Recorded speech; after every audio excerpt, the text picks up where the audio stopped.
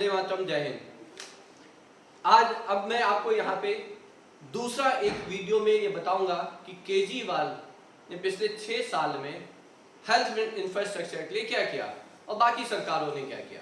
तो देखिए, पहली वीडियो में भी मैंने आपको बताया था कि पिछले 6 साल में एक भी अस्पताल केजरीवाल नहीं बना पाते हैं। उसी के साथ साथ जो मोदी सरकार है पिछले 7 सालों में 15 एम्स फंक्शनल कर देती है। केजरीवाल जी तो कहीं व्यस्त नहीं थे। हाँ, किसान आंदोलन में व्यस्त थे, महापंचायतों में व्यस्त थे, घूम घूम कर वो महापंचायत कर रहे थे और किसानों का साथ दे रहे थे, अच्छी बात है। ये मोदी जी तो बहुत व्यस्त है इलेक्शन में। लेकिन इसी व्यस्तता में फरवरी 2021 में ही मोदी सरकार की तरफ से लोकसभा में एक स्टेटमेंट दिया जाता है जहां वो बताते हैं कि 157 मेडिकल कॉलेज अप्रूव हो चुके हैं, फंड एलोकेट हो चुके हैं और फेज 1 में लगभग 55 से 60 मेडिकल कॉलेज बनने जा रहे हैं। इतनी व्यस्तता में वो इतना काम कर लेते हैं, लेकिन केजरीवाल कहीं व्यस्त नहीं होने के बावजूद भी कोई इंप्रूवमेंट इंफ्रास्ट्रक्चर में नहीं कर पाते हैं।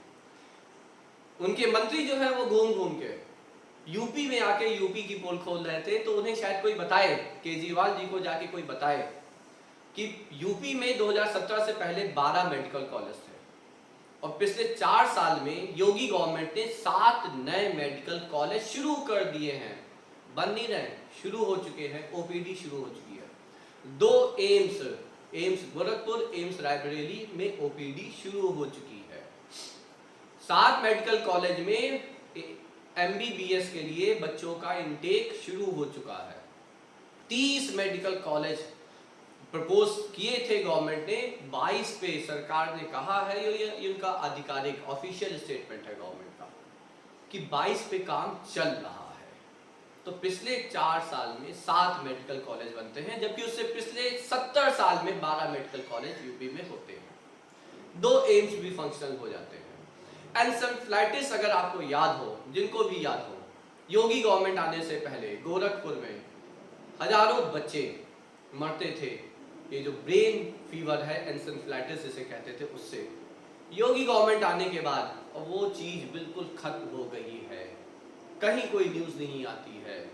कारण उन्होंने गोरखपुर के जो मेडिकल कॉलेज है उनके इंफ्रास्ट्रक्चर डेवलपमेंट पे बहुत ध्यान दिया, जिसकी सहायता से उस पूरे क्षेत्र में ये जो महामारी फैलती थी, हर आप मान ले हर गर्मी के आसपास, उस पर पूरी तरह से काबू कर लिया गया है।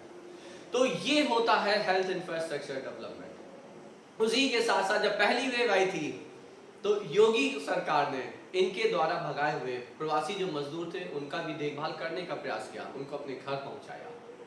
और पहली वेव में केजरीवाल सरकार कितने सफल हुए थे ये आप लोग जानते हैं, कितना ज्यादा अफेक्टेड था दिल्ली ये आपको पता है, लेकिन यूपी पहली वेव में काफी बच गया था।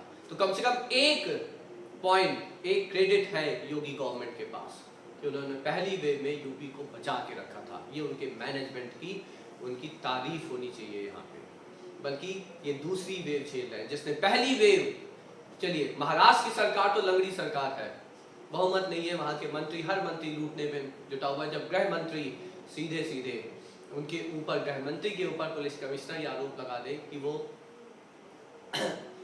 वसूली कर रहे हैं 100-100 करोड़ रुपए की, तो आप समझ सकते हैं सरकार की क्या स्थिति। लेकिन केजरीवाल की सरकार तो भारी बहुमत की सरकार है, वो तो कर सकते थे, फ्री भी थे, उन्हें कोई रैली भी नहीं करनी थी, इलेक्शन रैली, लेकिन नहीं कर पाए। एक भी अस्पताल वो नहीं बना पाए। उसी के बगल में यूपी में 7 मेडिकल कॉलेज बन जाते हैं, 2 एम्स फंक्शनल हो जाते हैं, ऑक्सीजन का प्लांट लग जाता है। असम में 8 नए ऑक्सीजन प्लांट पिछले 1 महीने में लग गए, केजरीवाल एक भी नहीं लगवा पाए। तो ये है सच्चाई। एक ऐसा नैरेटिव हर जगह क्रिएट किया जा रहा है।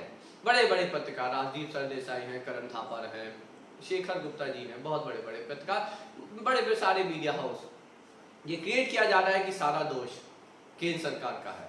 केंद्र सरकार के लिए मैंने आपको फैक्ट्स बताए हैं, ये कोई परसेप्शन नहीं है।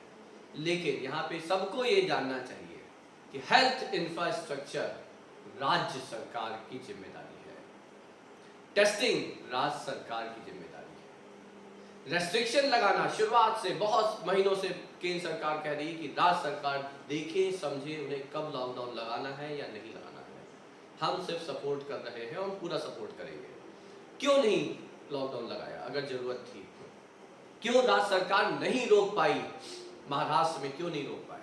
शुरुआत तो महाराष्ट्र से हुई, दिल्ली से हुई, क्यों नहीं रोक पाए? कोई तो इलेक्शन रैली नहीं हो रहा था, कोई कुंभ भी नहीं हो रहा था वहां पे, कुछ नहीं हुआ। आप आज भी बंगाल की में कहा जाता है कि रैली, बड़ी बड़ी रैलीज की वजह से, उसके लिए भी दोष सारा अमित शाह और मोदी को देते हैं, टीएमसी को कोई दोष नहीं देता। क्यों? क्योंकि उन्हीं के जिताने के लिए सारे नैरेटिव क्रिएट किया गया है, सिर्फ और सिर्फ इस बात के लिए कि जैसे तैसे टीएमसी वहां बच जाए, उसकी सरकार बच जाए, जिसके बचने की अब कोई संभावना लग नहीं रही है।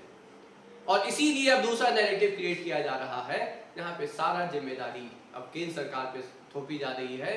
आप लोगों को सबको ये जानना चाहिए कि हेल्थ इंफ्रास्ट्रक्चर, जो स्वास्थ्य है, वो राज्य सरकार की रिस्पॉन्सिबिलिटी है। तो ये आप जाने, फैक्ट्स को जाने। और ये फैक्ट्स मैं यहाँ पे इसलिए शेयर कर रहा हूँ कि जब भी कहीं किसी से बात हो तो कम से कम आप फैक्ट्स लोगों को बता सकें। तो चलिए, इसी के साथ वंदे मातरम, जय हिंद।